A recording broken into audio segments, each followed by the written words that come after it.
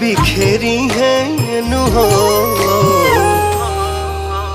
Power star Pawan Singh का हुआ गाना ट्रेंडिंग में दोस्तों, उगी है सूरज देवा। आप लोग को बता दें कि 6 घंटा में करीब 7 लाख व्यूज देखने को मिला है दोस्तों। यहीं पे बता दें कि खेसारी लाल का सॉन्ग 1 घंटा में करीब 1 लाख भी व्यूज नहीं पार किया है दोस्तों। भला कवा तू दे दा छठी माई के, यहीं पे खेसारी लाल ने बहुत ही गुस्से में है दोस्तों। और आप लोग को बता दें कि इनका गाना कभी ट्रेंडिंग में चढ़ ही नहीं सकता है खेसारी लाल का।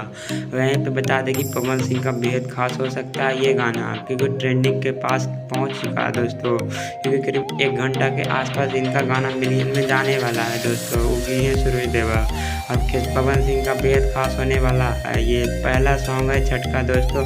और इसी तरह के रिलेटेड वीडियो पाने के लिए चैनल को सब्सक्राइब करें दोस्तों। मिलते हैं नेक्स्ट वीडियो।